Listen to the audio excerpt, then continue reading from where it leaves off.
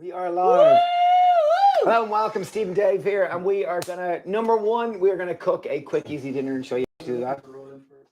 Yeah. But as you roll in, please ask questions. We want this to be a conversation. We want to discuss around health and our top tips and a discussion around health. So if you are joining, we'd love to know where you're joining from. And if you have any New Year's health resolutions, if there's anything that you're inspiring to, or that you'd like social accountability to put into choice. So we're... Put into choice. Put into action, sorry. We're Dave and Stephen Flynn. We're identical twins. We've been eating a plant-based diet for 20 years. We're based in Ireland, Greystones, County Wicklow. Or no, that's Greystones, County Wicklow, Ireland. I got that one backwards. And we've been eating a plant-based diet for 20 years, and we've been absolute advocates for eating more veg. Our business is called the Happy Pear because we started vegetables. We really have a natural happy disposition, and we were selling pears, so it's a pun. It's like happy pear. Do you get it?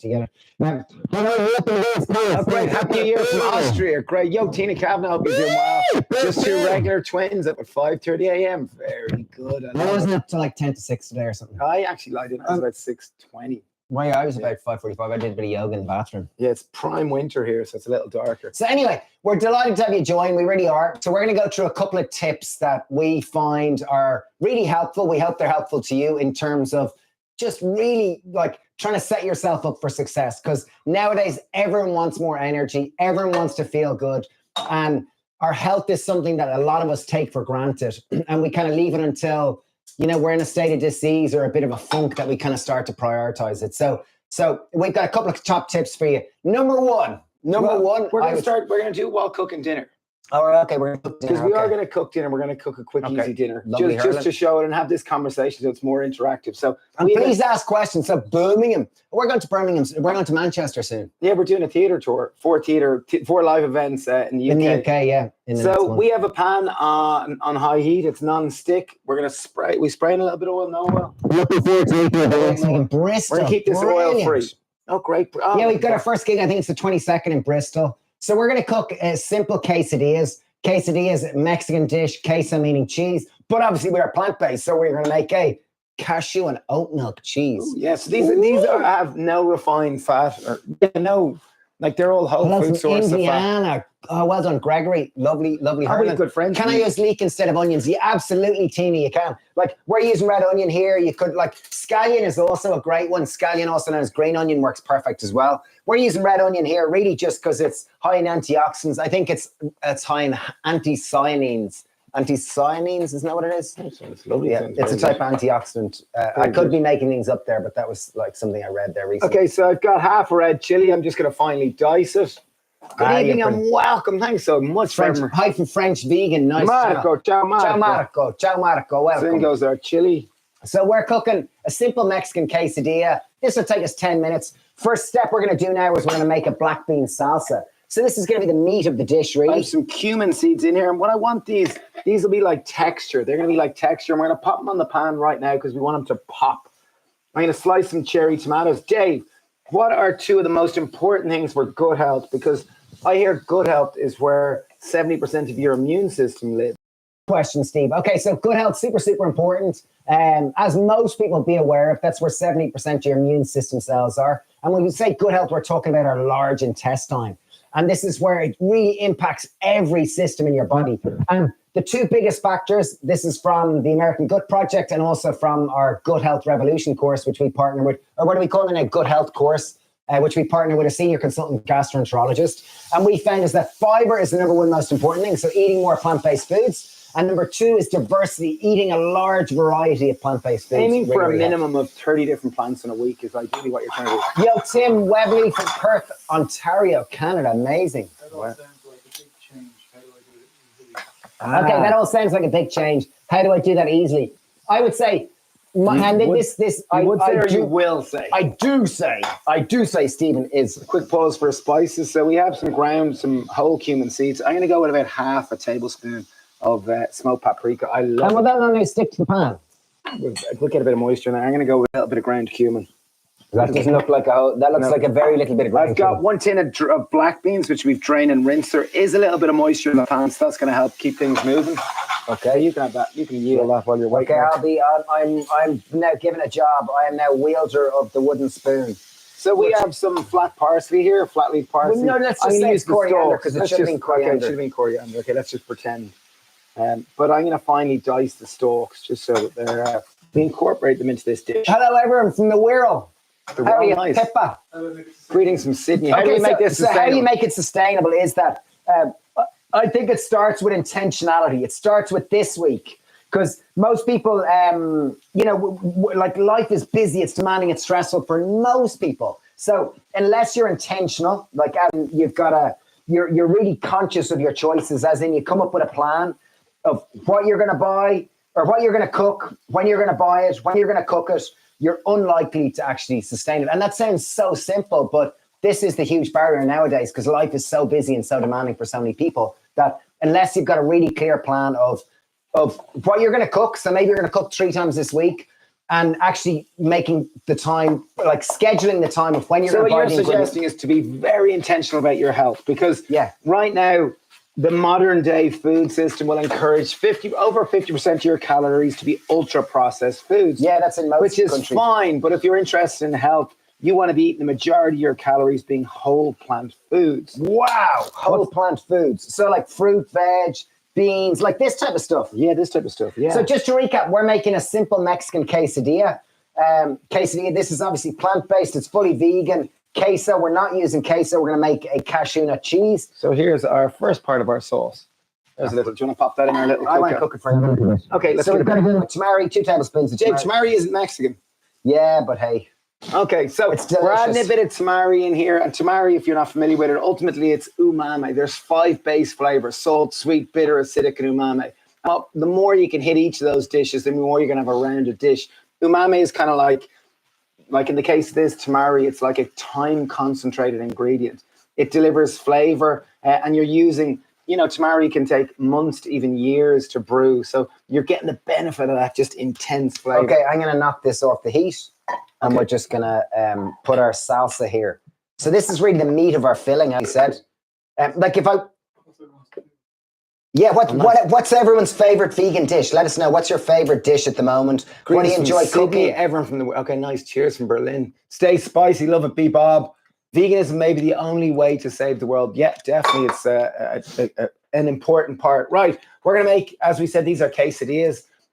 Spanish for cheese is queso. We're going to make these based on cashew nuts. So I've got some raw cashew nuts, approximately 100 grams. And on top of that, I'm going to add a little bit of garlic powder. Just saves me chopping it. Just a little bit. So cashew nuts, garlic powder.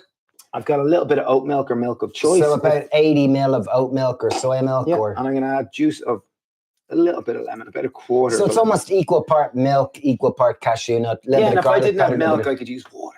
Yeah, that would work fine. But the milk is probably going to add a creaminess to it. Okay, and then I'm going to pop them in a blender. We've got a blender here, and I'm just going to blend till smooth. There's going to be a bit of sound. Just bear with us. Woo. I'm going to do a dance. Woo!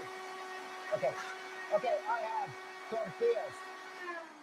We have a couple of tortillas. I've got my pan on a high heat. Yes, I do. Okay, so now we're gonna get our quesadilla game on. I've gone with wholemeal wraps. So a simple change for 2025 is when you are using carbohydrates, make sure to make them brown carbohydrates, as in brown rice, brown pasta, brown wraps or tortillas in this case. Because brown obviously has a whole fiber in it, whereas the white doesn't. So with this, because you're all listening and I wanted this to happen quick, and I didn't want to make too much noise, there's a little bit of texture to it. So literally I can put it through a sieve just to take out some of the bits. I quite like the bits though, personally. Yeah, no, leave the bits in it, please. Okay, we're leaving the bits in it. Okay, yeah, there you are, just to show what one could do. Yeah. Our leek and mushroom pasta is good on you, Tina. Lion's mane steak. Well done, Gregory. Oh, Yeah, we've got amazing limeanes at the moment, mushrooms in the shop at the moment. Really, really amazing. Yeah, grown by a Love friend. making vegan cashew cheese sauce and putting it on baked potatoes or rice and bean burritos. Beautiful. Well, this is really simple. This one here, we're going to add, so I'm just heating up my tortilla here. I want to brown it on one side. You can prep our avocado there, Mr. Flynn, please and thank you. So pan on a high heat. I'm using a non-stick pan. Our tortillas are starting to brown. And what I'm going to do is I'm going to put our filling on half of it. And very simple. So the point I was making there a second ago about, I think one of the keys to staying healthy this year, and even starting with this week, is intentionality, is having a plan in terms of what you eat, when you're going to buy the ingredients, and when you're going to cook it. And it sounds so basic. And it's the same philosophy for movement as well. Can I go with one? Yeah, let's go with some. I think my biggest tip for anyone who wants to get healthier this year is we're all a product of our environment. We tend to think health is, it's a matter of willpower, but we're all a product of our environment. If you want to get healthy, start hanging around with healthy people. Health is contagious, as is ill health. We now live in a society that's encourages, slightly an obesogenic environment, as in it encourages to eat more calories than we need. So if you want to be healthy, am I okay put my avocado on the top? And can I put a little bit of sauerkraut? Yeah, you want to be quick though. I got a little bit of sauerkraut here. Just a little bit. My tortillas are heating up here. Okay, little bit, just a little bit of that acidity and a little pop of color. Beautiful. We're starting to. There you go. Good job. Dinner in 11 minutes. And just to finish my point is that health is contagious. If you do have aspirations of becoming healthier, literally we become a product of our environment. If you do look at the longest living populations on the planet, the reason why they live such long, healthy lives isn't because of special genetics, isn't because, they won the lottery. It's literally because their environment forces them to live a healthier lifestyle. So if you do have aspirations of being healthier, try to cultivate an environment that encourages more health. So if you do want to eat more whole plant foods, buy more whole plant foods. Look at our tortillas. Look, here's our quesadillas. Look. Pippa D is a great commenter on the podcast. 100% Oh, thank you, Pippa D. Thank you for all your lovely comments on our podcast. We really appreciate it. Last week's podcast was amazing. It's with Dr. Andrew Jenkinson. He's a bariatric gastric bypass surgeon. Wow, and it means he really knows a lot about weight loss. He's written a couple of books about weight loss. He's really, really smart. And he talks about leptin resistance and weight set point. And these were fascinating points for me. It's on the philosophy of cutting out processed foods, time-restricted eating, like in terms of metabolism, cutting out ultra-processed foods and eating real foods like whole plant foods. And reducing stress was a huge part of it, isn't it? Still this on here. Nice. Yum. Very easy to make. Oh yeah, I love the char. And that simple black bean salsa is just so easy and just delicious. The cashew cheese is excellent. Yeah, ideally, if you weren't watching, I would have blended for a lot more. Yeah, fasting too. Yeah, time restricted eating, any type of fasting. Fasting is amazing. It's not surprising that it's part of most spiritual practice, some form of fasting. Can you tell me the difference between organic and non-organic, please? Okay, great. So we have a 4-acre organic regenerative farm, so we know this. So we know this really, really well. I've had an organic vegetable shop for 20 years. So organic means that you've got no chemicals sprayed in it. No pesticides, herbicides, fungicides, insecticide. And it's typically grown in much better practices and healthier soils. So the products tend to be, are you going to turn that? Yeah, of course. So organic, ideally, like if you think about organic, most food pre-industrial revolution, pre-1970s was organic. There was no organic status. That was just the way you grew vegetables versus the introduction of the green revolution, they called it, which was kind of 1960s, 1970s. It brought in the idea of artificial fertilizers, the idea of, putting in nitrogen fixing fertilizers, NPK, nitrogen, phosphorus, and potassium to enrich the soils. And in essence, it gave farmers a shortcut. It also increased food production massively, so there were many benefits. But the cost was that our land was typically being poisoned in lots of ways. So organic means not sprayed with chemicals such as, as Dave said, pesticide, herbicide, fungicide, insecticide. And it typically, its main focus is on building soil biodiversity because all nutrition comes from the soil. So organic's great. If you can't afford it, I think it's wonderful. You're supporting better farming practices. That is so... Me too. I love it. So what would you suggest? So equivalent chips. I would say eating is a practical thing to use. Because they're going to have water and also have flavor. So oranges and seasoning and they just taste amazing. Alternatively, dates are good. We've got great recipes here for snacks with chocolate chip. Not really high in sugar. But they also really high fiber. Or alternatively, eat a small piece of chocolate, like a little bit of chocolate that's a higher percentage cacao, like 80% cacao or 75 or whatever. Which is still good because this might satisfy the itch. But I think it's what you do 90% of the time that really matters. And I think health people get caught up with perfection. So I think do your best rather than pursuing absolute perfection. We often say progress rather than perfection. My parents and I love the rice noodles, baked pasta with coconut milk that you post before the holidays. Christine and I'm going to work through the recipes. Oh, brilliant. Thanks, Christine. Hope you're well. Lovely to hear from you. Black beans are up one of my... Oh, yeah, love black beans. Mike is super muffled. Love them in harissa stew. I love harissa. Harissa, I just adore it. So I hope our mics are better now. Sorry, excuse me. Yeah, mine was put on a little wrong.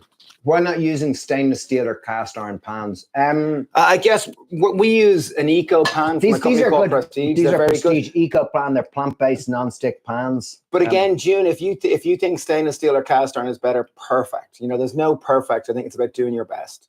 Yeah. Zenith by 3, unfortunately, scientific studies do not demonstrate. It depends on who paid for the scientific studies. But as someone who has a farm and works with this soil, and it's like 20 years in the 20 industry. years experience in it, I believe organic's better. You know, maybe you don't, and that's okay. There's no perfect, but we prefer to work with nature rather than try to combat it. And we tend to go, sorry for talking my mouth, but we tend to go one further than organic because organic, it tells what's not in the food, as in there's no pesticides, herbicides, fungicides. But regenerative in the context of how we interpret it, it's about really nourishing the soil because all nutrition comes from the soil. And when you cultivate very healthy soil that's packed with different varieties of minerals and microbial activity, you're much more likely to get nutrient-dense food. And how we measure it in our farm is with a brick score. We use the sound isn't too great, lads, if you are in a metal bucket and far, far away. Oh, sorry. Thanks for letting us know. Thanks, art lover. I'm not sure what it is.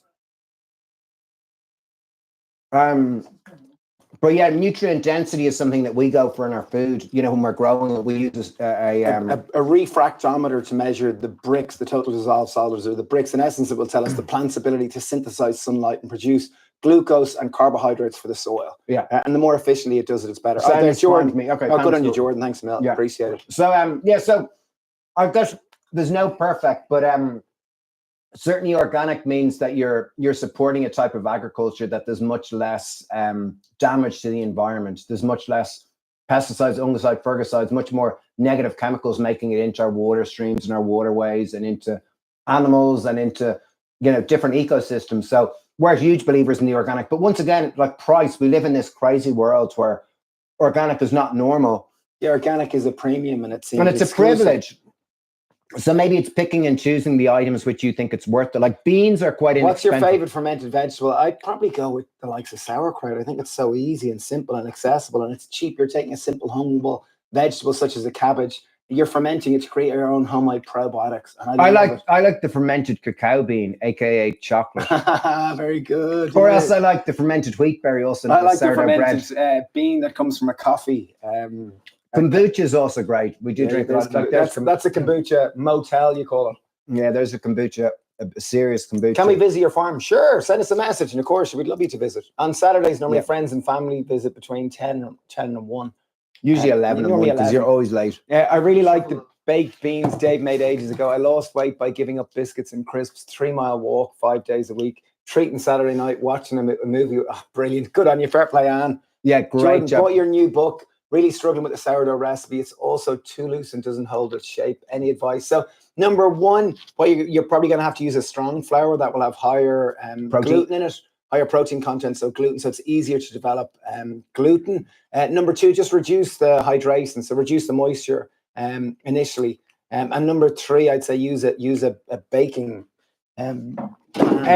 June D, we do use the likes of this. It's just a lot easier to start with initially. It means you don't have to go with freeform, which is just naturally freeform is a bit more complex. That's a 2-pound loaf tin. And in the book, there's two no knead recipes which are much easier. Oh, that's a great point there by Mer Family Asana Gallery.